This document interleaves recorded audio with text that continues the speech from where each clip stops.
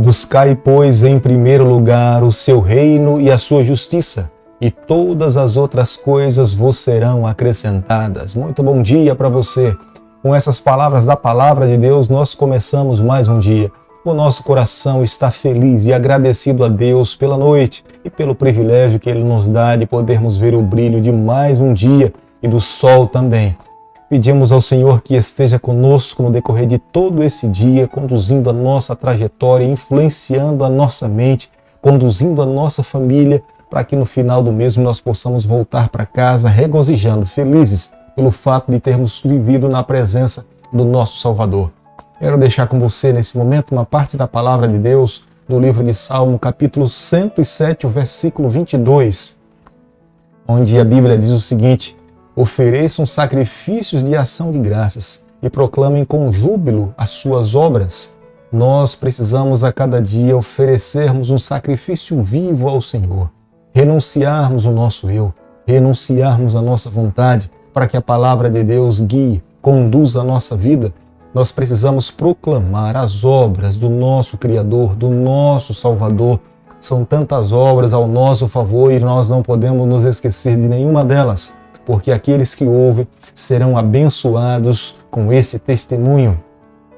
Cada manhã nesse canal nós temos a doce alegria de estudarmos um capítulo da Palavra do Senhor. Estamos hoje estudando o livro de 1 Reis, capítulo 4, e convido você a ter nas mãos a Bíblia no versículo 1 e no versículo 2. O rei Salomão reinou sobre todo Israel. Eram esses os seus homens principais: Azarias, filho de Zadoque, o principal.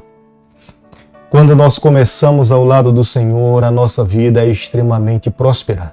Foi o que Salomão fez. Recorreu ao Deus de seu pai Davi e buscou amá-lo com todas as suas forças, como resultado do seu compromisso, da sua devoção ao Deus de Abraão, ao Deus de Isaac. Deus derramou bênçãos sem medidas sobre a sua vida. A fama da sabedoria de Salomão se espalhava por toda a terra. Muitos reis vinham para conhecer a sua riqueza, conhecer o seu palácio, mas a principal atração do reino de Salomão era a maneira justa e sábia como ele conduzia o seu reino. Deus era a fonte da sua sabedoria. Era ele que deveria ser exaltado a cada dia. Mas no reino de Salomão, gradativamente, a vida espiritual do seu povo e dele também foi decaindo gradativamente. Mediante a bênção de Deus, a sabedoria do Senhor, Salomão conseguiu unificar todo o reino. Salomão começa a governar diante de um reino completamente dividido. Eis a necessidade que ele teve de tomar decisões drásticas, decisões duras, mas o resultado foi unificar uma nação. Quando nós começamos com a bênção do Senhor, a tendência natural é cada vez mais as bênçãos do Senhor continuar caindo sobre a nossa vida se nós mantivermos uma vida de fidelidade. Salomão reina sobre toda a nação de Israel. Todas as tribos reconhecem Salomão como sendo um homem sábio, como sendo um rei digno de colocar sob a sua cabeça a coroa real. Benaia se tornou comandante do exército de Salomão.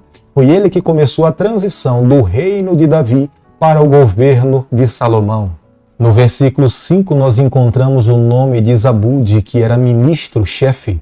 Zabude era um amigo pessoal de Salomão, conselheiro da coroa real. Segundo o versículo 6 do capítulo que nós estamos estudando nessa manhã, Adonirão era o responsável de cuidar daqueles que trabalhavam com trabalhos forçados para Salomão. Gradativamente, na medida que Salomão ia conquistando cidades, as pessoas dessas cidades eram levadas para o seu reino para fazerem trabalhos forçados e projetos grandiosos que ele queria desenvolver. E Adonirão era o responsável de cuidar, governar e conduzir esse povo nesse projeto. Na revolta de Roboão, Adonirão morreu sendo apedrejado. 1 Reis, capítulo 4, verso 7, a Bíblia diz o seguinte: Tinha Salomão 12 intendentes sobre todo Israel, que forneciam mantimento ao rei e à sua casa. Cada um tinha de fornecer durante um mês do ano. Salomão enriqueceu de uma forma assustadora. A mão de Deus estava sobre ele. Ele, de forma administrativa, dividiu a sua terra em 12 partes, não respectivamente por 12 tribos, mas 12 reinos. Ele era soberano sobre todos os outros reinos, e todas as outras subprovíncias lhe proviam alimento em um mês de cada ano. Ele pagava um tributo, e isso fazia com que o seu reino jamais faltasse alimento ou faltasse provisão para a sua manutenção e dos seus súditos. 1 Reis, capítulo 4, o verso 20, a Bíblia diz o seguinte: Eram, pois, os de Judá e Israel muito numerosos como a areia que está ao pé do mar. Comiam, bebiam e se alegravam. A maior parte do sucesso do reinado de Salomão se atribui à sabedoria que ele recebe de Deus para governar o seu povo. Fica muito evidente nas páginas da Bíblia que Salomão se submeteu à bondade do Senhor, se submeteu às orientações do Senhor. E os frutos da sua sabedoria eram paz, alegria, felicidade, regozijo, comprometimento com Deus e uma vida feliz. O ideal de Deus para o seu povo se cumpriu no reinado do rei Salomão. Todos os estados tinham a responsabilidade de prestar contas a Salomão, mas o seu governo, a sua cidade, era soberana sobre todos os outros mini-estados. No versículo 21 do capítulo que nós estamos estudando nessa manhã, nós nos deparamos com os limites da bênção de Deus, da terra prometida, junto à aliança assumida com Abraão, Isaque e Jacó.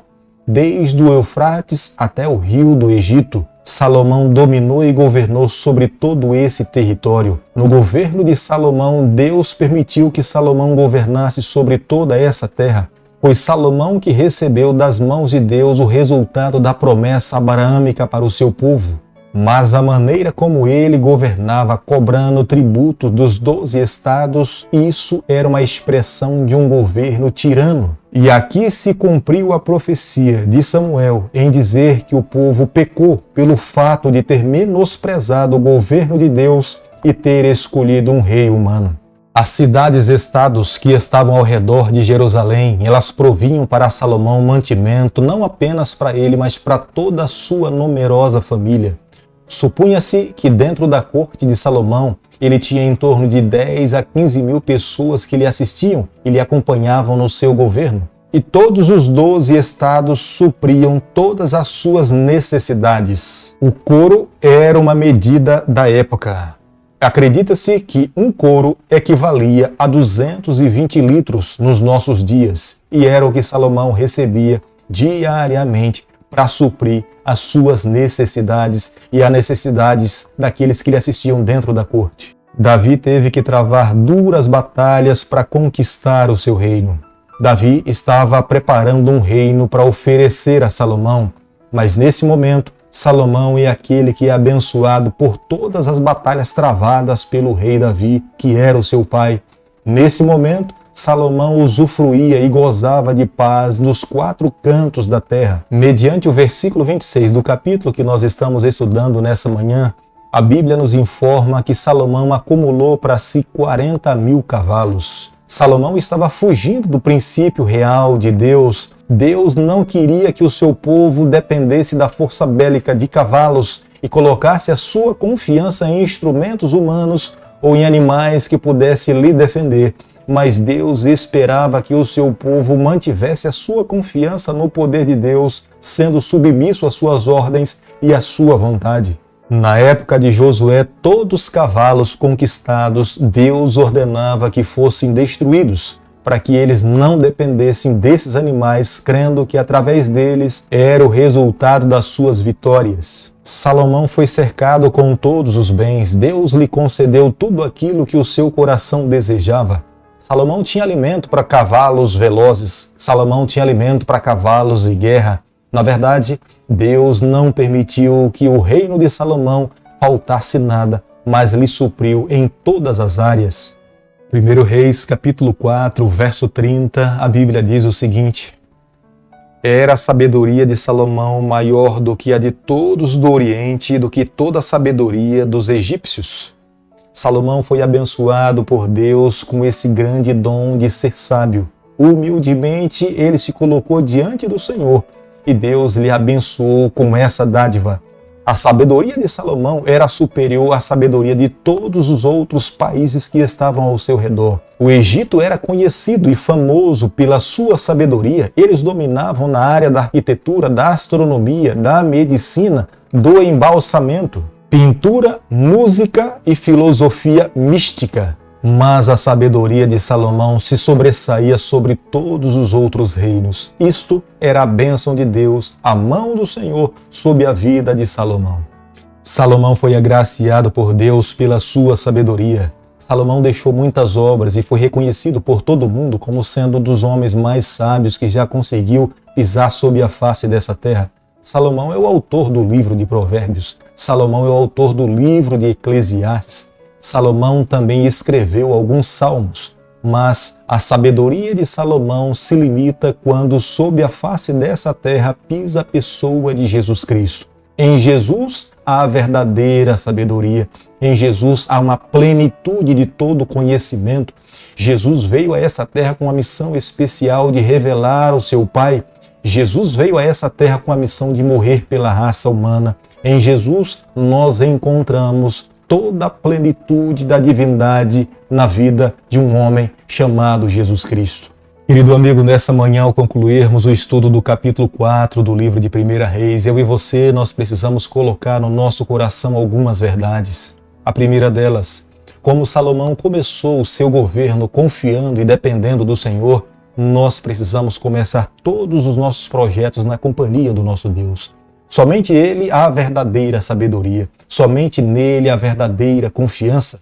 Se nós quisermos que a nossa vida e os nossos projetos avancem, tenhamos prosperidade em nossa vida, nós precisamos depositar a nossa confiança e permitirmos que a sabedoria divina inunde e guie toda a nossa trajetória. Não podemos apenas começar, mas temos que dar continuidade na nossa vida em ouvindo e seguindo os conselhos provindos do reino e da palavra do Senhor. Se fizermos isso, nós teremos uma vida feliz. Há um segundo conselho: tudo que recebemos das mãos do Senhor é com o intuito de enaltecermos o nome dele. Nós somos mordomos, recebemos as bênçãos de Deus, mas nós não podemos nos esquecer quem é o autor de todas as bênçãos. As pessoas, ao irem ao reino de Salomão, elas deveriam ouvir quem de fato era aquele que era digno de todo louvor, de toda adoração. Embora Deus tivesse abençoado a Salomão e ao seu reino, mas é o Senhor doador de todas as bênçãos. Hoje e no decorrer da vida, jamais se esqueça quem é que de fato merece mérito na sua trajetória. Portanto, enalteça o nome dele, glorifique o nome dele, renda os seus devidos louvores ao seu nome. Fazendo isso, tenha certeza que a bênção do Eterno estará sobre a sua vida. Querido Pai, nas tuas mãos nessa manhã nós nos colocamos, confessamos as nossas falhas, pedimos a tua bênção sobre a nossa vida. É o nosso pedido, é a nossa oração e nós fazemos em nome de Jesus. Que o Senhor te abençoe e te guarde, que Ele faça resplandecer o seu rosto sobre você, que Ele tenha misericórdia de você, que sobre você nessa manhã Ele levante o seu rosto e conceda a sua paz em nome de Jesus. Amém.